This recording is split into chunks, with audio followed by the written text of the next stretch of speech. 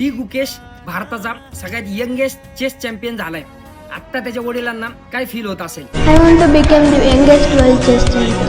रोके तुझको आंधियां क्या जमीन और आसमां पाएगा जो लक्ष्य है तेरा लक्ष्य तो हर हाल में पाना है. 2017 साली तो बोलला होता की मला यंगेस्ट चेस चॅम्पियन बनायचे आणि त्यांनी बनवून दाखवलं.